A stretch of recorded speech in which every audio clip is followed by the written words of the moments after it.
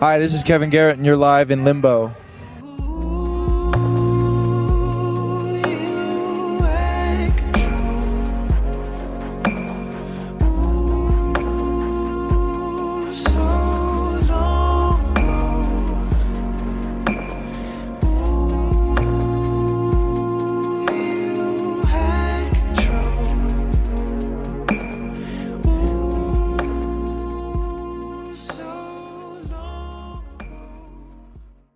This is Capsule on liveinlimbo.com. My name is Sean Chen. And I am Andreas. This is an adventure into music, film, and pulp culture. How are you doing, Andreas? It's been a while since you've been on. Yeah, no, life's been busy, but it's good to be back at Capsule, which is an appropriate name for a location I could safely come back to and reminisce. So, Yay. yes, it is good to be back. And You're still with alive. us, we are joined by another Capsule collaborator, Dakota Arsenault. How's it going over there? It's going pretty good over here, guys. So I Nice guess to be this whole episode and maybe part of the next episode is based around the inaugural WayHome Music and Arts Festival. Yes. Again, going with the Capsule theme of this kind of mentality they tried to instill, where this is a location that will bring you feelings and memories and all sorts of rushings. And I don't know, it was this first year, and I guess this whole episode is dedicated to how we all felt about this very first competitive festival in terms of these massive festivals worldwide. Did Toronto do enough? Yeah. We'll find out. And also later in the show, we'll get to Dakota's interviews with Kevin Garrett. So first off, I wanted to say, before we get into the pros and cons and the nitty gritty of the festival, did you guys read that Huffington Post article that came out like a little after Way Home?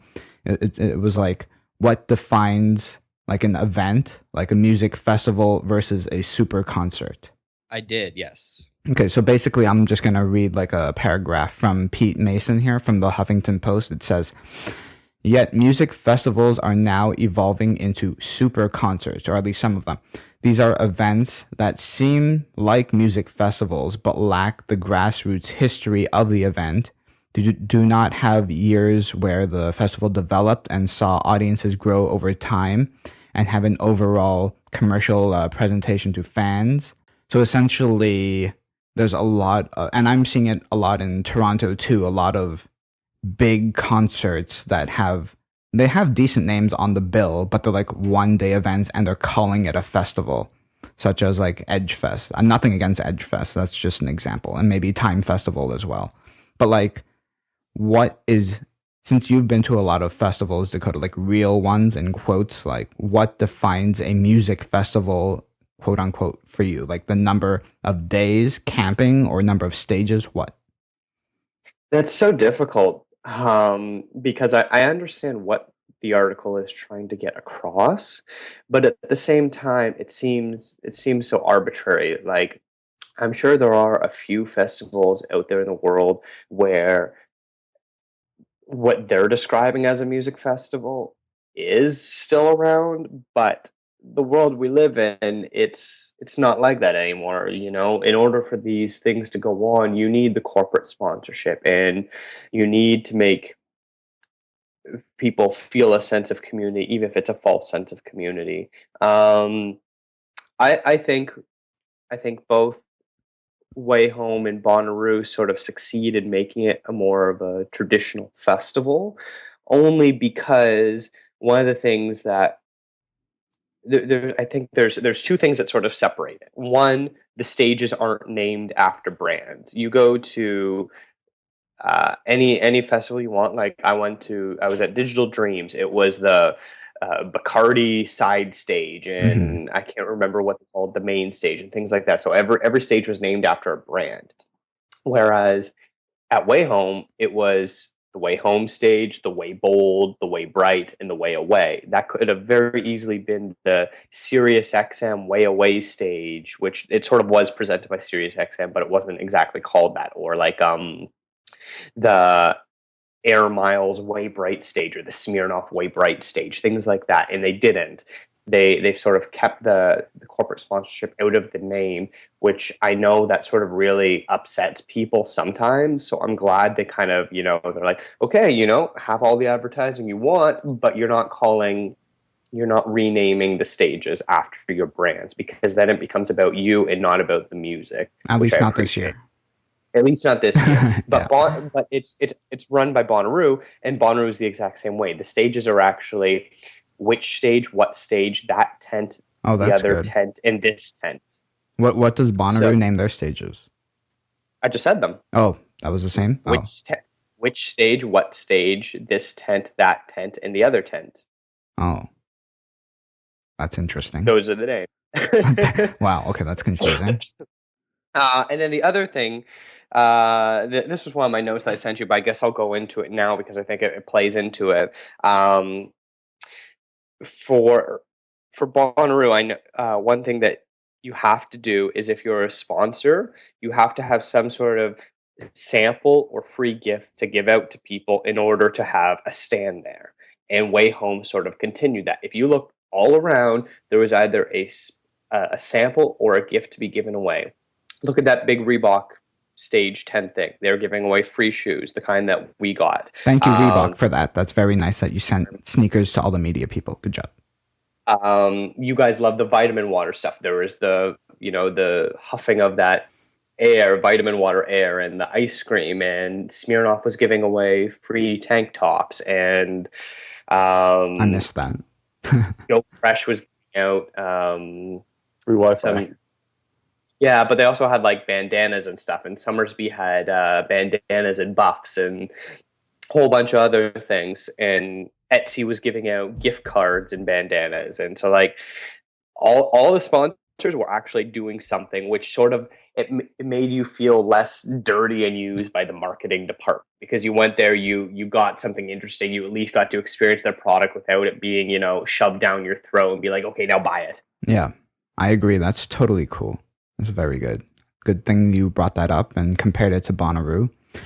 So the Toronto Star posted an article shortly after the event too, and they claimed, well, I guess it's reported now, it's official, 35,000 people attended, and they grossed $10 million in their first year.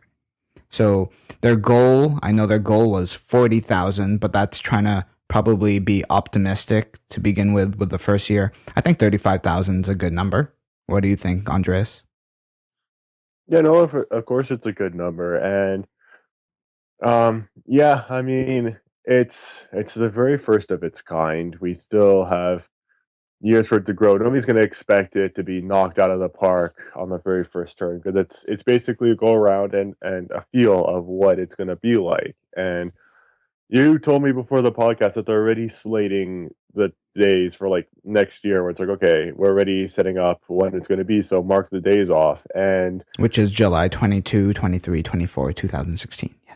Yep. And yeah, that's the thing. I mean, they're already speculating what they're going to be doing next year, maybe, and they've seen these numbers and they're already moving forwards. And it's not like it was a complete disaster, where it's like 15,000 people showed up, and Neil Young was singing to like a couple hundred feet of people, and he could see over them. No, it was still a really big turnout, and I think the marketing for the festival as a whole was really, really well done, and the organization of the festival when you were there was really, really spot on as well. Like, it's hard to get anyone to travel that far, like to Oro-Medonte. I love that name, by the way. Travel that far to go see a festival. I know that Virgin Festival ran on Toronto Island's Center Island for like 2007 till 2010, maybe 9, but then they got kicked off the island and they were going to put it in Oro-Medonte, but then people were backlashing against it, and then they changed their decision last minute and put it at the Molson Amphitheater, and then it died after that. I think it wasn't going to be at Oro, it was going to be in Barrie. At the Barrie Speedway where Edgefest used to be. Edgefest and Warped Tour. Oh, I thought it was going to be in Oro. No, this is a brand new facility. Okay. This is the first event that they had there. I think they should have still stuck to their guns back then. But anyways, so with WayHome, I think after last weekend, this is probably the biggest music festival in like the Ontario area. Yeah, I think that's a pretty safe bet to say. It's sort of funny. I was at the Rogers Center to watch a baseball game earlier this week, and I'm looking around. I'm like, if this place was filled, this would have more people than WayHome did because the Rogers Center holds up to 50,000.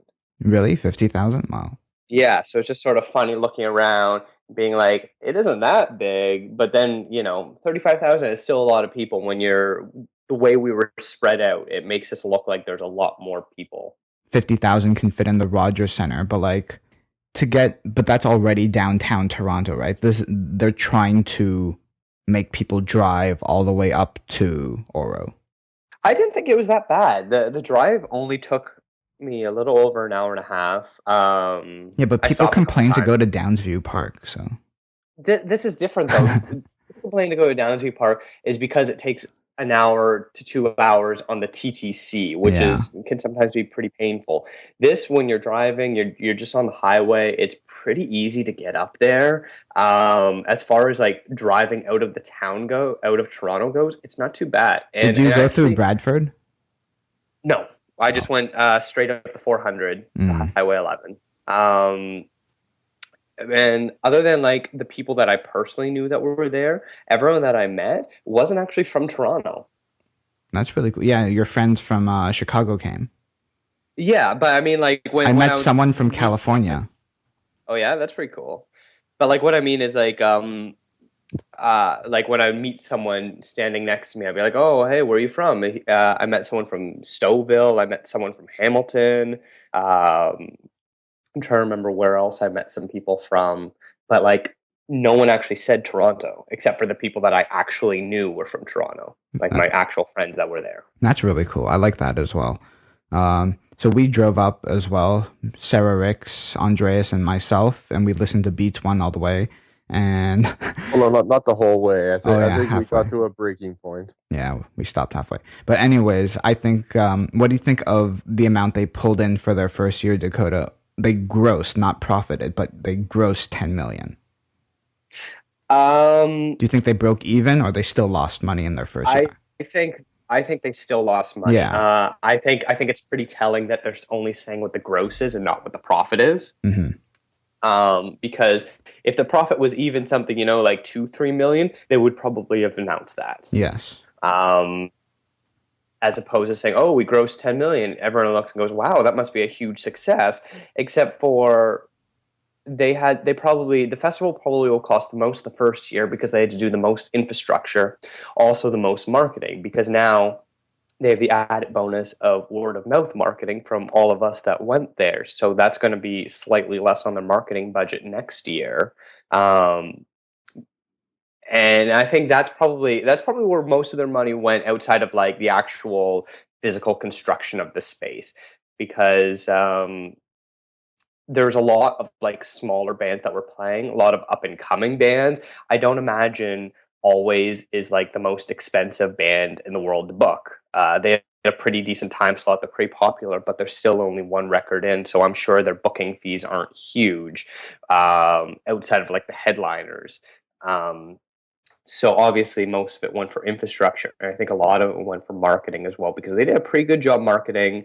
I saw their van everywhere around the city, and then watching it on social media, it actually went to like events in Kitchener and Hamilton and places like that to kind of remind people outside of the Toronto that it's not just for Toronto people, it's for other people too to go out there. So I think they probably did lose some money. I don't know how much, but I think the organizers went in understanding that probably years 1 through year 3, they're not going to make a profit, if at all, break even. Yeah, that's totally understandable. That's like any other business. I guess the other big thing that was kind of like a thorn in the side of the festival was the local people. Well, not the local people, but like the Save Oro campaign. But after the event, the Aurelia Packet followed up, and they said like 8 supporters of that group have backed out. But there are still people complaining. Like, I don't even know how that's possible, because we did like interviews on the side like in the, I don't even know, like the back side of the media area, and then you could barely hear the stage, like the band's playing. So people were saying they could hear like Kendrick Lamar performing like 8 miles away or something. Or on Yeah, a it's road, maybe. Yeah, it's pretty crazy. I read that too, and I saw a different article where someone was complaining that her bedroom was rattling and she couldn't sleep. Yeah, that's BS. So it was because they I saw on Reddit some guy uh, calculated how far away her house was from the venue, and if her walls were rattling, it needed to be a certain decibel. In order for it to be a certain decibel at her house, it would need to be X amount loud at the stage. And if it was that loud at the stage, Everyone that would would be be the dead. point. That would be the point where people would be getting physically sick and throwing up because it would be so loud, which means obviously it wasn't true. She maybe was able to hear it a little bit, but there's no way that her house was rattling. Unless there was like an earthquake like right under her house. Yeah, maybe. What do you think, Andreas? BS? No, of course it's BS. I mean, don't forget when we were at the back and Dakota was interviewing Walk the Moon, we were minutes away from like St. Vincent's set. While we were walking, we started creeping into those minutes where we started to actually miss the set. We still couldn't hear her for sure. We had to look at our watches and say, "Oh no, okay, we're running a bit late," so we had to pick up the pace. We still took forever to get there. And I bring up St. Vincent's set because that's the We'll get main into that after. stage. We'll get into that. Yeah. Yeah, no, but that's the main stage where Kendrick Lamar would have been on with the same kind of bass levels, maybe not quite as high, but still on a similar bass level. I mean, St. Vincent's bass was really loud, and we were walking through the back area, getting closer to the stage, and we still could barely hear it. So the fact that somebody says that they could hear it from that far away, I still can't really fathom. But the whole fact that she could feel the bass, I mean, I could barely feel the bass unless I was right up to the stage. Apart from that, I had no real problem with the bass levels. So no, it's a huge crock. Why do you think they're doing this, Dakota? They're doing it. They're doing it for a few reasons. They're saying that they're doing it to protect the environment. That they think that it's good farming land and things like that. It shouldn't be used because when you have 35,000 people on property like that, obviously, the ground is going to get sort of destroyed. It basically becomes But they bought it. Like unusable. they don't own it anymore. Someone else owns it. I know, but they were against it as a whole, especially because the camping area hasn't fully been purchased by Republic Live. It's still technically the provinces. They're in the process of getting it, but they own where all the stages were. They bought that space. That's what they're saying is their reasoning. But when you listen to them protest and things like that, it's more about they're worried about having people trespass to their property and destroy the town and make mess and music being so loud that no one can sleep. So they're using they're basically grasping at straws and trying to get whatever they can to, oh, you don't agree with this point? How about I make up about 5 others and you'll eventually agree with me to get the townspeople all riled up together. And so it's pretty crazy because anytime there's a whole bunch of town hall meetings leading up to it between the town, Save Oro people, and Republic Live to sort of everyone, hash out what's going on and try to keep people in the loop. Now, apparently, Republic Live didn't do a very good job of keeping everyone up to date, and they didn't compensate the townspeople enough. Most festivals, when they go into a small town, give out, a couple thousand free passes, but they did not. WayHome did not. They just offered the discount price to them. Oh. So that sort of angered them even more and made it pretty frustrating for the townspeople, which I don't want to say they have a point, but they sort of do. Like if you are right on the other side of one of line 7 or line 9 or whatever it is. Are they actual houses, like suburb houses? There are some houses. I didn't see how close they were, but I do know that there were some within, stone's throw distance from the entrances, sort of thing. Mm, fascinating. All right, so let's actually get into the festival itself. Dakota, you had a good idea of talking about like your pros and cons. So I'll let you start off with your pros. I guess we'll go around the table with everyone's pros and then everyone's cons. So you're up first, Dakota. Okay. I don't know how much of these are going to overlap with each other, but Well, some of them might, but we'll say like specifically what example we saw. okay. Sure. I guess first was the crowd size.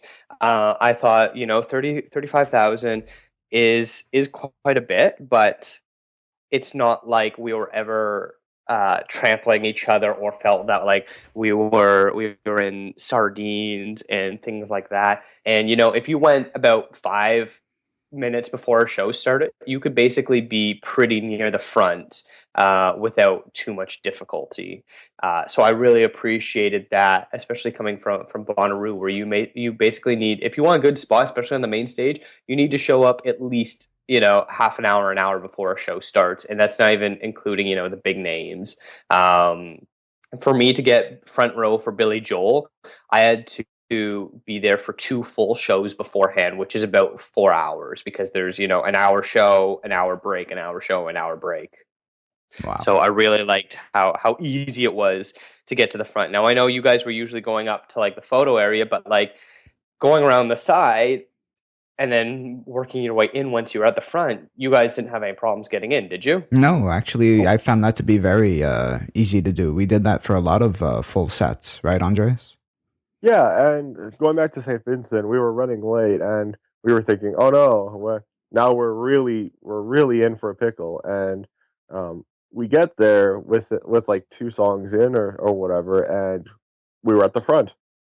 And this was on the main stage on like the last day, But middle as of you, the day. yeah, Surprised. as you said, Surprised. Dakota, you go from the side. I managed to get the last song in the photo pit, and then you come out and you go from the side, and then you kind of work your way like horizontally in. So that's a good tip. Yeah, that was something that Andrew had mentioned on our Yeah. preview podcast. But I found like for all the stages, the tent was pretty easy. You just, how there's like holes in the side. You walk in through the front hole area gap, and you're basically in the front, and you had no problem. So I found like every show I wanted to be really up close for, I was able to get up close. For the shows that I wanted to sort of hang back and relax, like I hung out back of the sheepdogs. We were pretty far back, and it wasn't too bad.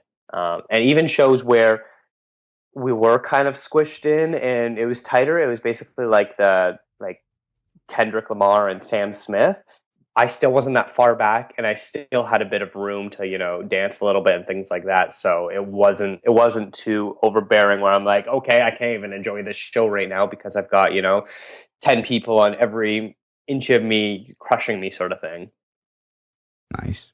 What else did you like about the festival?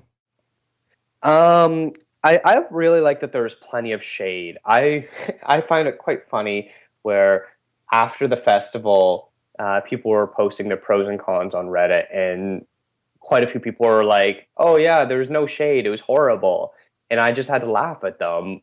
Where this was probably the most shaded festival I've ever been to. If you go to anything at Downsview, if you go to anything at Ontario Place, Echo Beach, there is next to no shade there.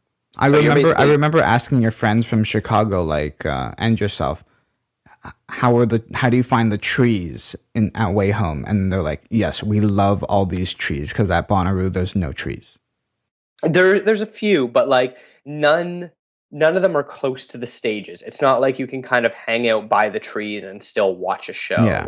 show. Um, they're pretty off to the side just because that's the other thing that people are getting. For festivals, you need big, large, open spaces because otherwise, if you have things like trees or structures, one, they're going to block people's view, and two, that's going to block the sound. A big tree in the middle of the main stage area, that's going to cut the sound off, and no one behind it would be able to hear anything. So I think it's pretty funny that people are like, oh, there wasn't enough shade, and I found it was the complete opposite. Between, the Way Away stage was basically all forest and Yeah, all I like that shade. actually. It was pretty cool. The tent was good for shade if you wanted to go catch a set there. There's stuff like the Smirnoff tent stage area where you can kind of hang out and see the stage still. There was the silent disco forest. There was that The barn for canopy me, yeah. shade thing. So like there was no shortage of places where you can either sit down and relax and still be close enough to either see or hear the bands that are playing. How did you like the camping?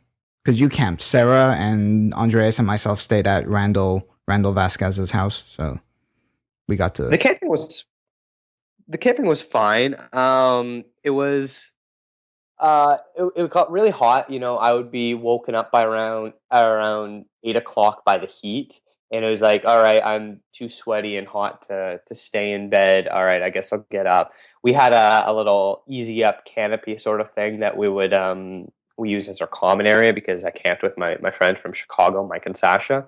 So we would use this canopy area. So I was usually the first one up. So I would get up and start writing, hanging out underneath the canopy, and that was fine. That did us good for the heat. But other than that, like the camping area was really nice. We arrived on the Friday just before noon, so we were sort of late by the camping standards, and so we got put pretty far back. So it was a bit of a hike for us to get in to the festival, probably about a little over 10 minutes, which relatively speaking isn't that bad. But because we were so far back, people were more spaced out. I walked by the campsites right at the front, and everyone's kind of camped in like sardines, bumper to bumper car sort of thing. Whereas my car and my friend's car, there was basically like a car's length in between us. So we basically had 3 campsites for the 2 of us, which was pretty sweet. And like everyone around us was sort of doing the same thing, park your car not right up against the bumper and the person in the front of you. And we all have plenty of room. So it kind of worked out for everyone that, we all got to stretch our arms out a bit. Yeah. I think for my pros, I really enjoy the WayHome art and design on the merchandise. I thought like and like of the whole festival in general, I think like the design goes a long way in promoting it. I think design helped a lot.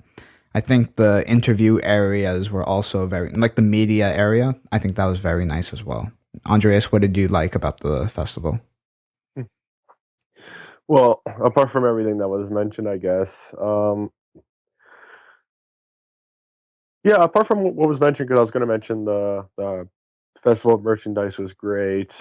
I like the shade as well. I thought that was quite helpful. I like the positioning of, let's say, the food areas and like the Etsy stands and all of those. I felt like it was a nice position in relation to where the main stage was and where the other 3 stages were. Kind of like the main stage was in its spot, and in between the other stages, which were a little bit more further of a distant walk, you had all the food trucks and all the little stores and stands and stuff. So That's a good point. yeah, it was nice because it didn't feel like every little stage was being polluted by all of these brandings and products. They each had like their own little bars and stuff. But apart from that, yeah, no, that was also good, and the variety of food trucks as well was also pretty nice.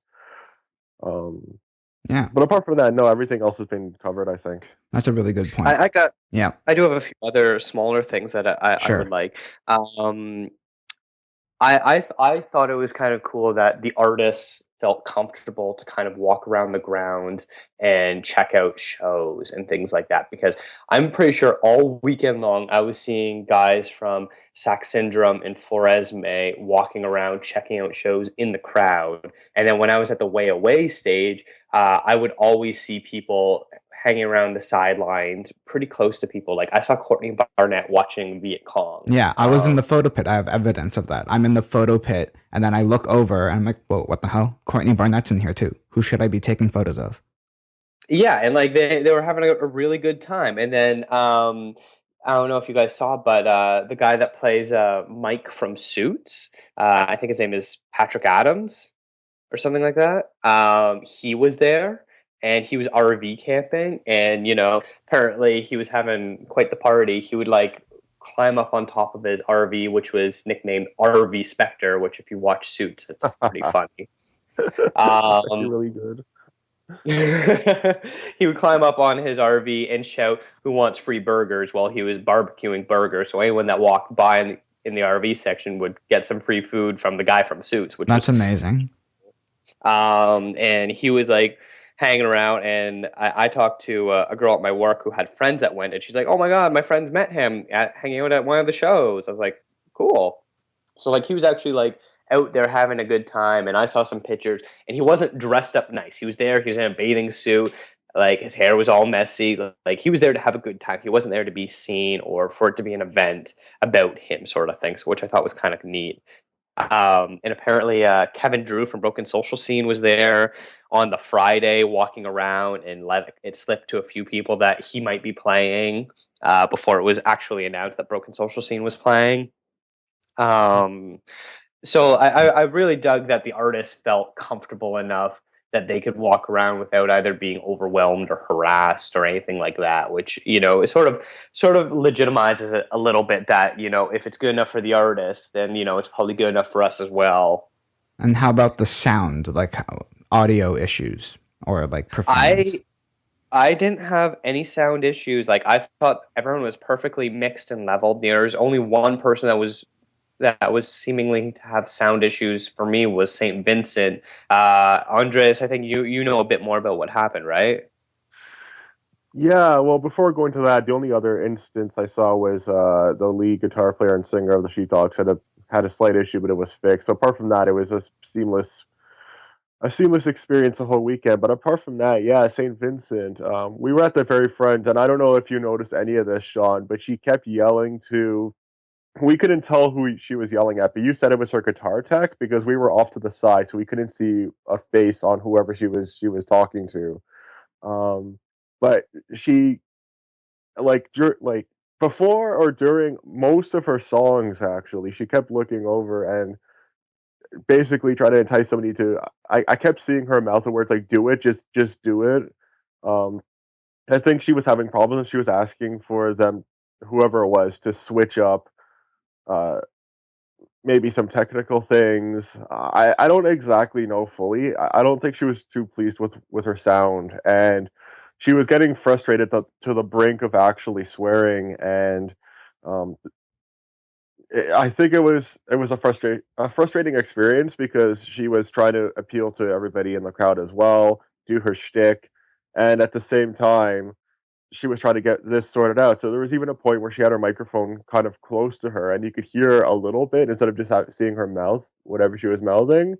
And I don't remember verbatim what she said, but it was something like, "Just fucking do it already." Like she kept repeating stuff like that over and over again, and she looked embarrassingly to the crowd because she didn't want that to be picked up. And we know St. Vincent isn't this kind of a person. She just wasn't having the best of days. And I think despite that, she handled it really well with her connection to the crowd. But no, she was the most frustrated I think I've ever seen her. Oh, so Dakota, I guess you were a little further back and could hear everything a lot, like, and as a whole, what did you hear that was not good about it?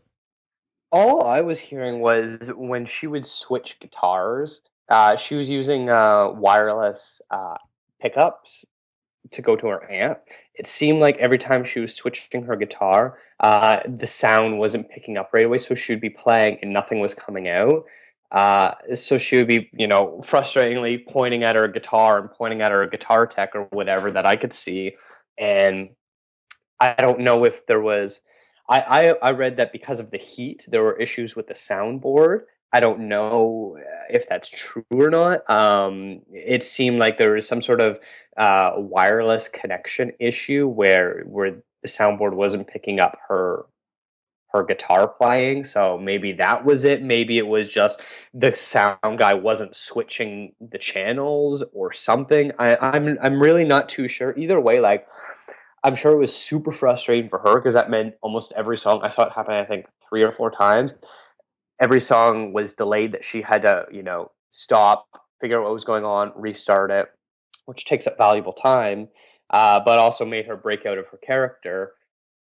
But as far as an audience perspective goes, it didn't really seem that bad because, most bands, her her transitions between songs and changing guitars and things like that was pretty seamless already. Most bands, it's like, oh yeah, the sound guy will leisurely walk out, switch to guitar, I'll check it, see if it's in tune. All right, I guess we'll start the song now. Oh no, you got something you got to check? All right, we'll check that. All right, now let's go. So like, it's usually like a minute or so thing, whereas hers, it was going from being a 30-second transition to a minute transition. Yeah. So it didn't Now, really bother me that much. having said that, I didn't even think about this until now. I think you've hit on something. She's done a cover of the Beatles' Dig a Pony for years now, but she hasn't for a while with this new getup that she has. Do you think she busted out this old cover that she does, or she did live rather, because she was having guitar issues and she just kind of did this thing herself while they were fixing whatever was wrong? I don't know. Her whole band was off stage at that point. It seemed like the issues were with her guitars Yeah. because I don't think there's any issues with the drums or the 2 keyboards. Um, so I'm not too sure. Maybe it was sort of a way to kind of kill time, a song that she already had in her back pocket, sort of thing that she knew she didn't need the full band for. Um, I don't know. That's an interesting theory. Maybe. We'll never know, but so what do you think of the actual performances itself, Dakota? Who were your top 5? I thought all the performances were amazing. I didn't see a bad show all weekend. So actually my first question was going to be like, did you think the schedule, like the booking, like the times were good? No, I had some issue with the scheduling. That's sort of a con for me.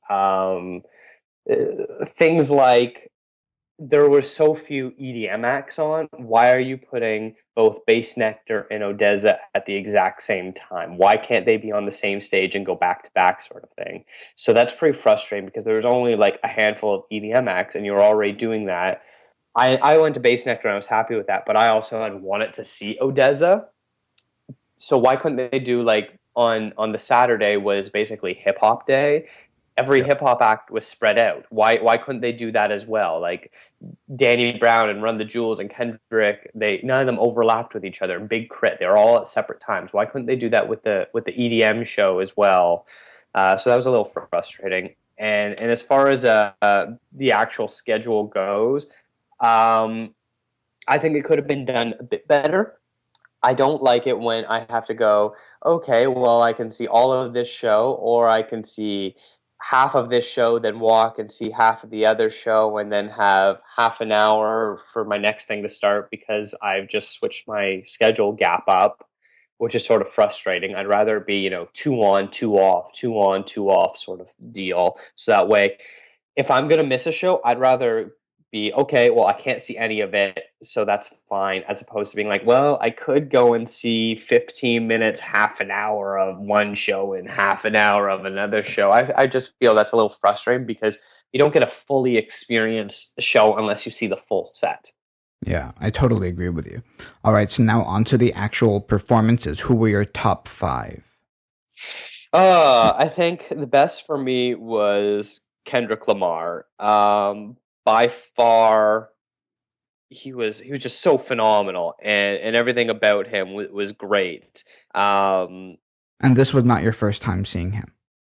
No, I saw him headline at Bonnaroo earlier this year as well, and he put on basically the exact same show. The Way Home one was a little bit shorter. He cut a few songs out, but still, he's just such a force that like I wish I was at Oshiega this weekend to see him again, because Sarah he's Ricks is that there. good.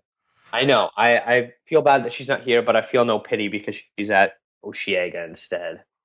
How much were the Kendrick tickets Lamar, again for Way Home? For Way Home, they started at 200, and by the end, they were close to 300. Do you think it was worth the lineup? Absolutely. Yeah. Okay, that's good to know. I think it was a pretty fair price. That's good. And so, who were your other 4 top performances? Number 2 for me would probably be Mets. Andreas, you missed it on a really good show. The second time. I was like front row at the Way Away stage and head banging. And at one point, I decided to join in the mosh pit for a little bit, which was pretty fun. It was probably like the happiest mosh pit I'd ever seen. Everyone there was just like really into it and really having a good time. That was impossible not to have a good time. And I saw a few musicians hanging out backstage, headbanging along too. No Courtney Barnett though. No. Not this one. And then number 3 for me would be Run the Jewels. That's another band I'd seen before, but I saw them at Danforth Music Hall. They pretty much do the same show every time, but it doesn't matter. Like, it's just about their energy. It's super infectious. And I'm a super fan of theirs, so I was singing along. So it's kind of funny where they point the mic into the crowd and want people to finish the verse or whatever. But like, because I was kind of far back, I would be the only person that knew the words. So I had people like looking at me after I, sing along. But it was still and you bought a really- T-shirt. Yeah. Oh yeah. I got Run the Jewels t-shirt. Like, they're so nice. Like, if it was your first time seeing Run the Jewels, it's sort of like a treat. And if you had seen them before, you know what to expect, and you knew that they were going to be pretty great. And number 4 would be Lone Bellow.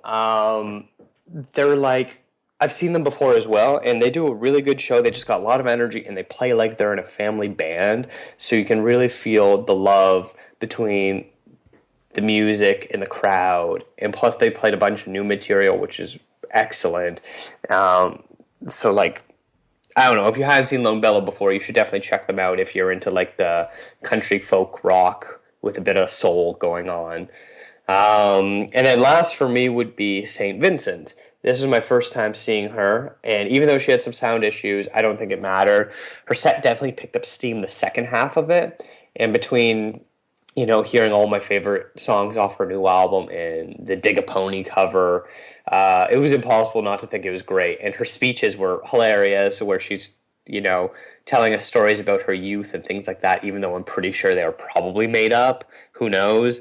I thought her persona and everything about it was amazing, and she's such a good guitar player that, like, I brought my crew along to watch them, and all of them were like, yeah, I think I like her. And then after the show, they're like, wow, she was amazing. I know you were telling Kevin Garrett, which interview we will get to shortly. I told him that you're like the only one out of your friends in the music industry or scene that you've never seen her before. And did she live up to the hype? She did, yes. It took a little bit to kind of get into it, just because she seemed to be a little frustrated at the beginning, and we missed her intro. But like, it definitely did live up. Like, she was amazing. And I thought, like, hearing Prince Johnny and all those other songs were just so good live. I really appreciate her. And then, like, after, coming up with this 1 through 5 was kind of difficult because all the shows were really good. I can mention. Okay, you get one honorary one. Who would you say gets an honorary? Oh, geez, you're putting me on the spot because I didn't think about this now. Like, who stood out that you weren't expecting to stand out? Sylvanessa was pretty good. Yeah. Danny Brown, maybe. Mm-hmm. Stuff like that. Yeah. Okay. We'll talk about mine now. So, okay, hear me out here. I'm going to say Kendrick had the biggest impact. Like, of course he did. He brought it to 12. But I'm going to say Neil Young and Promise of the Real gets like my number 1 spot, because you actually, after reading your review, which is in the show notes, you said you only had like 8 shows with this tour, and Way Home was the last one of it. And the other ones were in the US, and this is kind of like bringing it home to Canada, so to say. I think as far as festivals go, and at the beginning of the show, what we were talking about was like having roots and growing as a festival. I think having such a legendary, iconic musician as Neil Young, and then Willie Nelson's son headline the very first night of the inaugural Way Home is a great, fantastic way to build roots. Don't you agree? Yeah, I do. Yeah. Kendrick, of course, we were like front row. So I could have went into the photo pit, but I knew Sarah was going to be in there anyway. So Andreas and I went to the front row and we got in like pretty easily, I think, right? We didn't have too much trouble getting there. Also, we got into the front row of Neil Young as well. So one of my goals at WayHome was to try experience as many full sets as I could. So I got to do that for quite a few, actually. Like Neil Young, Kendrick was my number 2. Courtney Barnett was really, really, really, really good. I loved her set. Always was really good as well. Run the Jewels. I think that's more than 5 already. St. Vincent. However, St. Vincent was good, and she like ran through the crowd and stuff like that. That was cool, and then she hugged the camera guy. But I do think her set at North by Northeast was a lot better. Andreas, would you agree? Or maybe it was just because of the lighting. Well, the lighting first off. Secondly, the sound issues. But I think the set list here was better. The fact that she was like running through the crowd and stuff. You know, she covered Dig a Pony, which she hasn't in a while. Like there was a lot of stuff here that was really good though. Okay. So, my honorary ones go to Fucked Up and Viet Cong at the Way Away stage. I actually really, really enjoyed that one. As you said before, Dakota, it was kind of like in a forest almost. It felt like that. Even it was the smallest stage, but even that had a photo pit as well. And that was crazy. Like Fucked Up and Viet Cong, that was a crazy show that I usually would not see normally downtown Toronto because I like shooting from the pit. Who else? Yes. Oh, one thing I put here. Always. I think the Always set, I've seen the most people get pulled out of there than any other set from the festival. Like what do you mean, like crowd surfers or something? Like dehydration and like getting sick and stuff like that. I saw like 2 get pulled out of Kendrick. You know, like when people get pulled over the barricade and they have to get like escorted out. I think more people got pulled out from the Always set. And Andreas, you said you saw someone almost die there. I did. Yeah, that was freaky. But dehydration, people just drink water. No, that wasn't dehydration. That was an overindulgence of substances, not a lot. Anyways, one thing that I wanted to say, Modest Mouse had the most awkward ending. Do you remember that? Well, they always do. No, but they're like they finish their song and they're like, yeah, that's it, we're done, and they just walk off. Yeah, what did you say again? It was just like cheers Toronto, and then the rest of the band were confused as well. They're like, oh, I guess that's it, everyone. See ya. So I guess they ran out of time and they didn't realize it or something? That or it's Modest Mouse. That's just always how. Oh, do you think that's how they usually end their shows? Not usually, but I'm sure they've done it before. I mean, they're just... You saw them before at Echo Beach. How did they end off that show? It wasn't as abrupt, but it was still pretty abrupt, but not that bad. You know, this was literally, they finished playing like a few notes and they're like, yeah, that's it. We're done. Bye. Like, what? It's just, I don't know, maybe they ran out of time and they didn't realize it because they were going a bit over, I think. So. Yeah. Okay, who were your top 5 performances? It's tough because there was just so many, but I'm going to try and narrow this down. Number 1 for me was Kendrick. I think we've all... No love for Neil Young? Both of you didn't name Neil Young. Well, Neil Young, yeah, Neil Young was terrific, of course. He's old, but he can still rock. No, and I would actually place him in my honorary because... Yeah, he killed the old tunes in the best way possible. His jam sessions were terrific. He's an absolute guitar legend live. If this was a list of sets as opposed to musicians, if it was musicians, he'd be like right near the top. Absolutely, because his musicianship live was incredible. But in terms of sets, okay, yeah, absolutely, he's an honorary metric as well. It's Neil Young. He's a legend. Kendrick Lamar was first, though, because the adrenaline was kept throughout the entire show. It was unlike any hip hop show I've seen, and maybe I'm uneducated with that. Me too. I was going wild, eh? It was crazy. Even the security guards were rapping. Yeah, all the security guards. Why were you yelling lyrics at me? I don't understand why you were yelling at me. Because you're the only person in the entire field that wasn't yelling lyrics of any sort. So I was trying to get you in on it, but No, you were the aforementioned bitch that killed the vibe, Sean. Really? Oh No, I wasn't. I was moving up and down. I was I'm jumping. kidding, John. I'm kidding. I know what it's like for you to have fun, and you were having fun in your own way. That was pretty far up on my scale of having yeah, no, fun. it was a great show, and that's the thing. Virtually everybody was going crazy. Um, It's who'd hard be to my number impress me. two? Yeah, my number two, I think oddly enough would be Courtney Barnett, who just out of nowhere came out with like on album she's got a bit of punch, yeah, but live it was like this PJ Harvey grunge throwback. It was crazy, and I think a lot of people remarked on it. Like Sylvanesso remarked on it during their set. Who else did? Viet Cong did too, I think. It was one of those surprise sets where everyone said, "Wow, what did we just witness? This is the birthing of a star," and we had it at WayHome. It was pretty great. My number three would be St. Vincent. Yeah, with all the tech problems and her channeling her inner Shia LaBeouf with "Just Do It Already." Everything was. There were a few hiccups, but the fact that it was still so high and so full of power, even though she had problems, I mean, that's a testament to how good it was going to be already, and just how true she is as a performer. And yeah, easily the best guitar player that was there, even including Neil Young, who was a very close second.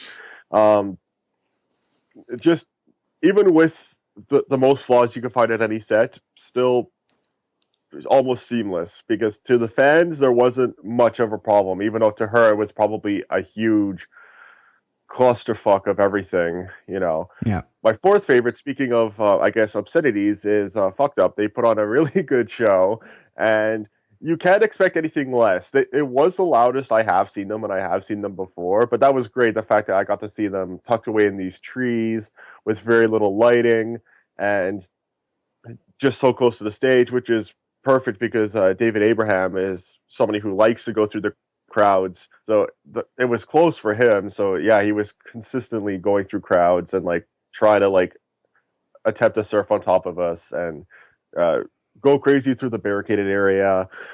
And yeah, it was extremely loud and it was great. It was lovely aggression, Nice. as it always is with Fucked Up.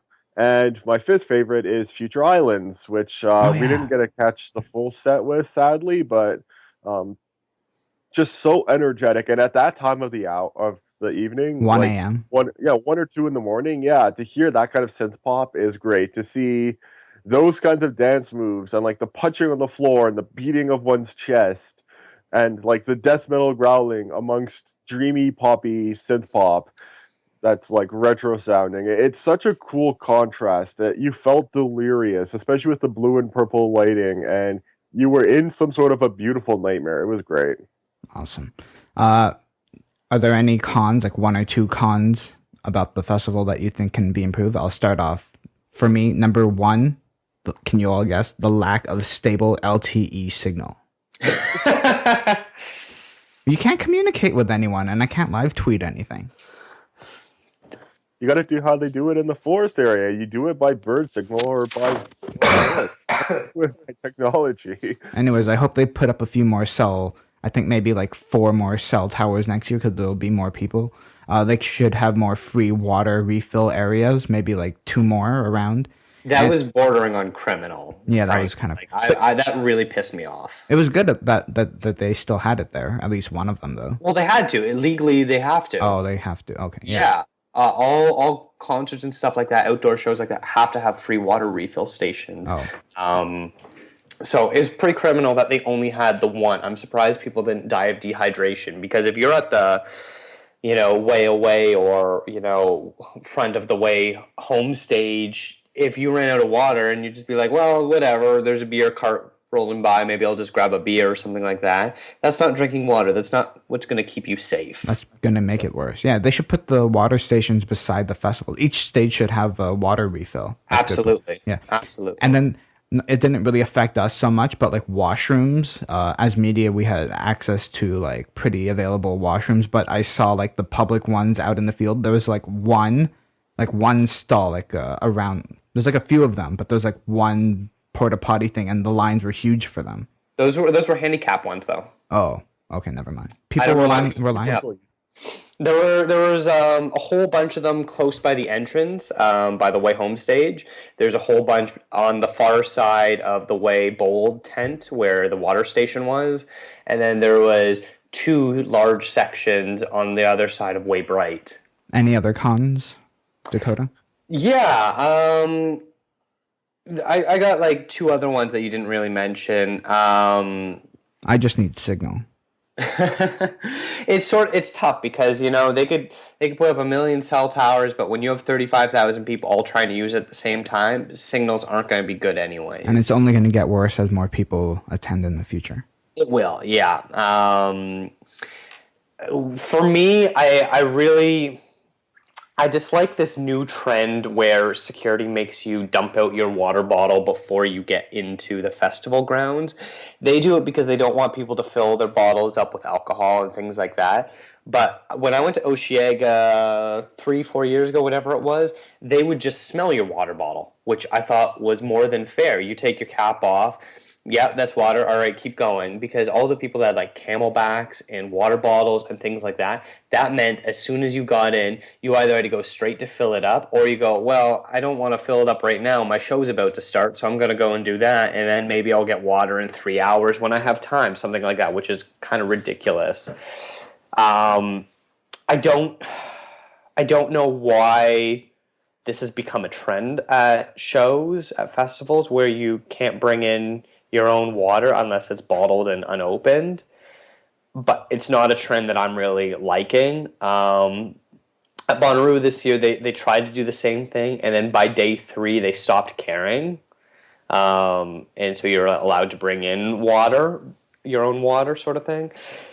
But either way, it's really frustrating and not something I like. And then to go sort of along with that, you had to get a 19-plus bracelet to buy alcohol, which is fair because, one, it saves time that every bartender doesn't have to check for ID, and two, it just makes it super quick to be like, oh, yeah, you're of age, you're good to go.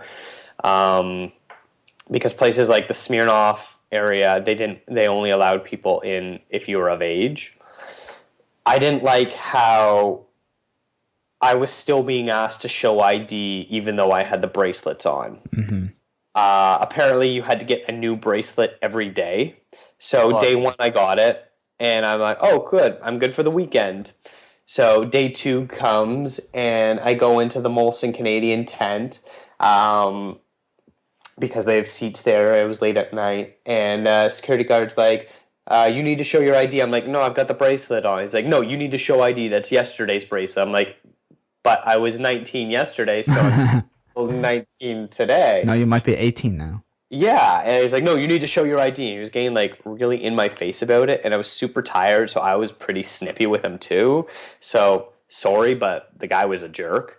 So I showed him my ID, and I'm like, I've been buying beer all day, and no one has stopped and asked me for ID. Why is that? He's like, I don't know, but I need to see your ID. And I was just like, all right, buddy, here it is. He thinks you're young. That's good. I don't know. It was frustrating. And then on the third day, I made sure to get my new bracelet. So I had my day 1 bracelet on and my day 3 bracelet on. I went to go buy a cider, and the girl's like, can I see your ID, please? I'm like, I've got the 19-plus bracelets. And she's like, yeah, I know, but I need to see your ID. I'm like, what's the point of me getting a 19-plus bracelet if you're just going to ask me to show ID again? She's like, I don't know, but I want to see your ID. I'm like, what is going on here? Like, I felt like I was in Bizarro world. Maybe she thought you were cute and wants your address. I was with Stephanie. So? Either that or you're on, like, you look like some criminal that was on a most wanted list in Oro-Medonte, and they were just like, is this him? There was like a bounty on you. It was super frustrating and like really poorly organized as far as that goes, where I'm just like, make up your mind. Either ask to see my ID every time I buy a drink, which I'm fine with, or if you have 19-plus wristbands. We're going to get to your interview with Kevin Garrett, who is really, really nice and very, very kind. Were you like nervous for that? No, not really. And plus, as soon as I met him, he seemed like a really great guy. Like we tried to do the interview outside, and it started to rain, and he like helped us carry our cords into finding somewhere under a tent. So I thought that was like a good start. Yeah. And he was just super easy to talk to. Like, once the interview ended, we hung around for another 10 minutes just talking about music and bands and stuff like that. So I don't know. He's a great guy, and his set was pretty good. So if you haven't heard of his music, check it out, I guess. All right. And we'll get to that interview right now. I am here with Kevin Garrett at the first ever WayHome Festival at Oro-Medonte. First off, you played earlier today. How'd that go? It was crazy. We did not expect the crowd that showed up, and it was at the Way Bright stage. We were the first ones of the day, so it was really cool. Yeah, it was nice. It's like the second biggest stage, so you had a good crowd that was there. Yeah. It was sunny afternoon vibes. It was beautiful. We saw the stage at load in and check in, and we were like, this might be a little too big for us, and then everyone came, and it was awesome. It's really cool. Yeah, it was a really good crowd. I was really impressed with it. Thank you.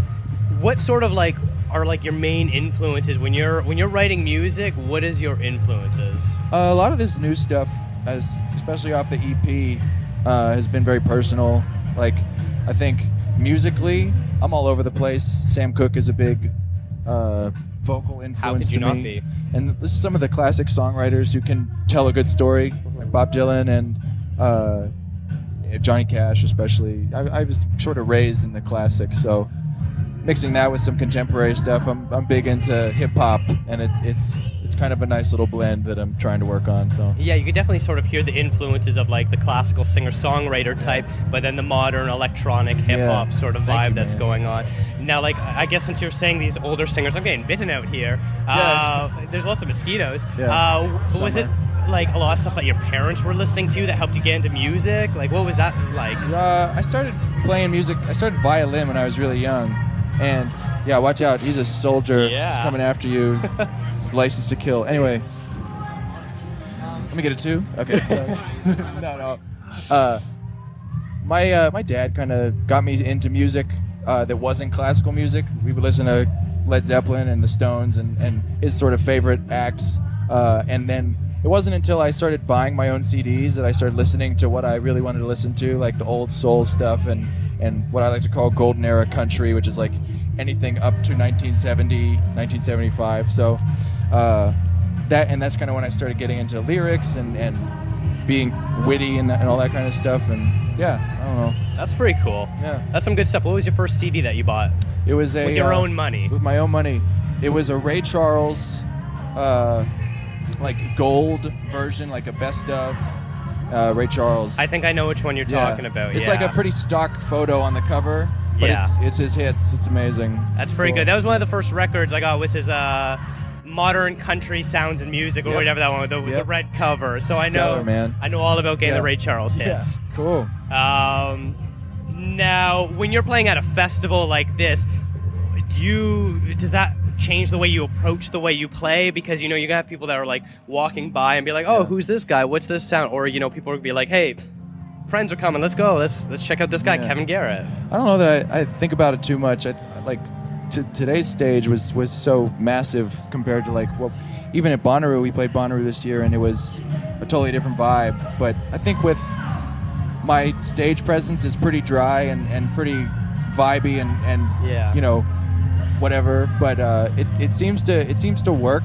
I think in outdoor festivals like this, it's a little bit harder to keep everyone's attention, but we just let the music speak for itself. And you had a good crowd at the front, all standing around, dancing and going crazy. And then there was the people in the back. I was a little bit in the back, staying down. We had a whole nice group of us. It was the sun was out. Yeah, people were eating lunch. It was good. It was like a picnic. It's fun. A good way to start a day. Yeah, it was great. I was hoping that people would show up because they were probably hungover from last night, and they were like, give me all the bloomin' onions. I saw something of a bloomin' onion over there, so I need to have Did you get that. one? No, but it's my cheat day today on my diet, so I'm going to eat all of it. I'm going to eat everything. When you're at a festival, there isn't really many healthy options. No. But the catering here is amazing. I'm excited for dinner, so. Yeah, there's definitely some really unique food trucks and things like that that are going around. What do you have any either difficulties or challenges when you're playing outside compared to you're playing in the daylight, sunny, things like that, and at night you're in a club, smaller venue, things like that? What's that like? I think just open air versus having walls around you, it definitely affects the sound. It definitely affects your connection with everybody else on stage. when we're outside, it's much more like my goal to make sure I'm connecting with everybody, because like I said, it's like you could just very easily leave. You could just walk away and like go eat a bloomin' onion. So, but we're in like a club, like we kind of have you trapped. So it's like you better listen. But no, I mean, we've been very lucky. It's been kind of surreal having people sing along, and like I said, the crowd today was unbelievable. So yeah. Did you know that you were actually one of the clues for like the artist editions? Did you hear about that? No. Okay, so like WayHome, what they've been doing is like teasing everything with like clues and riddles and things like that. And then you were a part of the second wave of editions. I need to see this.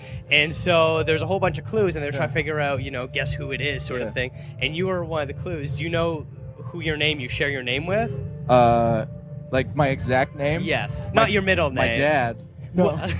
There's like a football player. There is. Yeah, he has like the fastest 40-yard dash time in the combine. I'm a sports fan.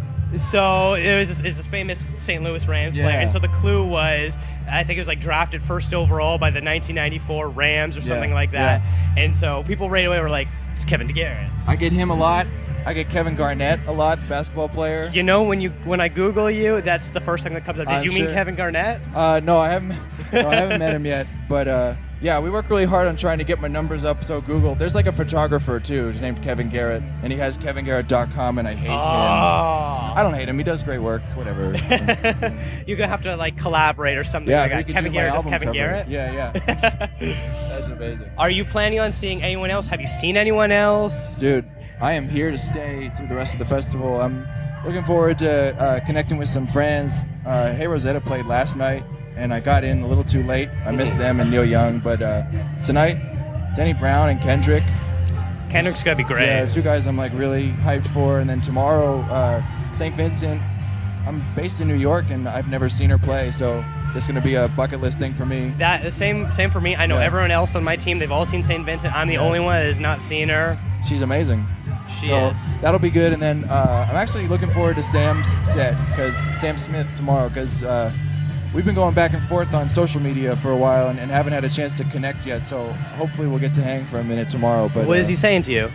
Oh, he just like I don't know. I got a lot of really cool buzz on a couple of my songs, and he was gracious enough to tweet about it, and then we've been talking behind the scenes. That's great. So, yeah. So it's I think we're friends. I don't know. I want to be your cool. social media friends, your Twitter friends. Yeah, his band has been like reaching out to me, so we're getting there. That's cool. It'll be cool to like get to chat for a minute tomorrow. So I'm seeing how he's like working again with Disclosure, and that should be a good one.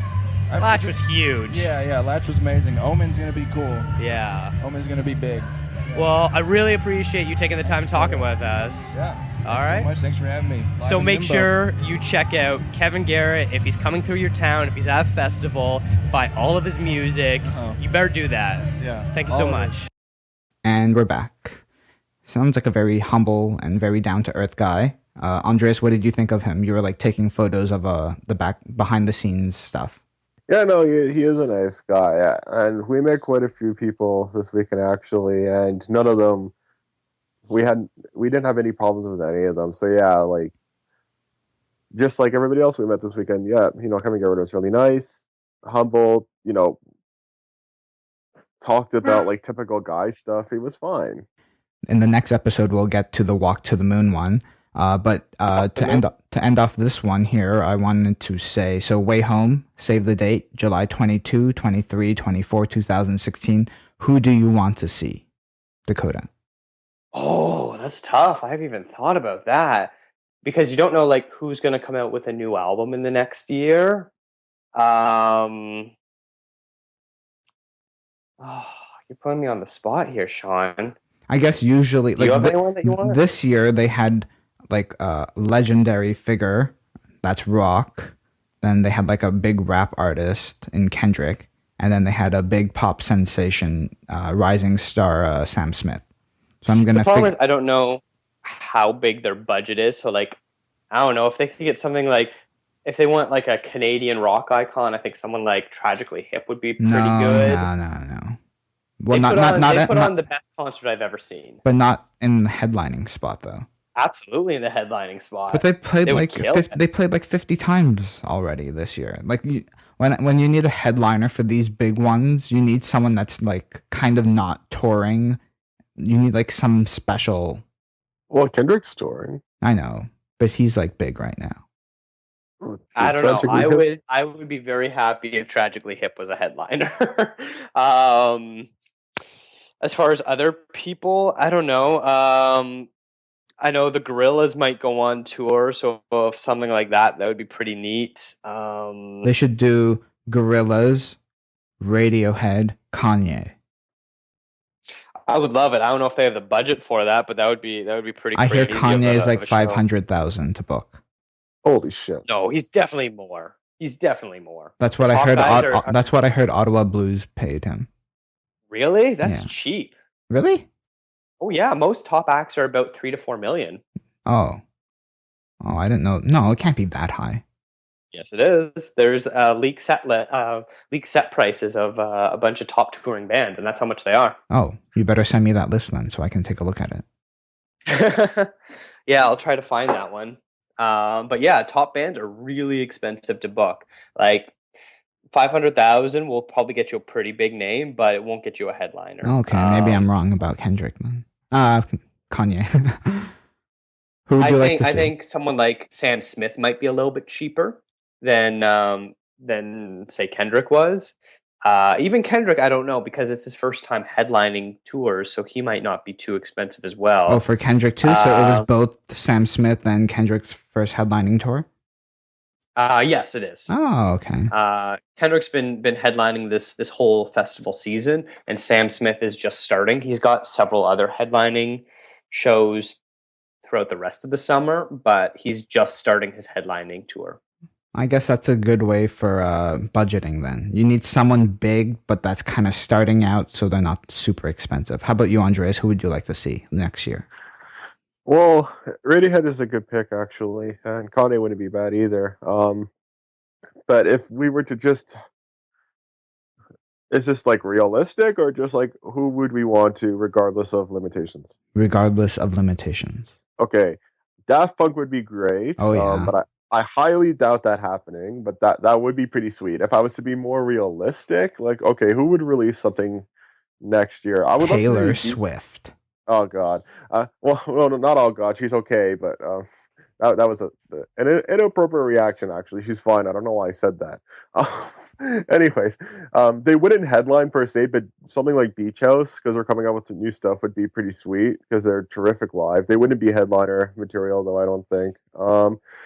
In terms of like a legendary act, somebody who's Canadian, and I know it doesn't have to be a Canadian act, but it would certainly help with the whole WayHome aspect. I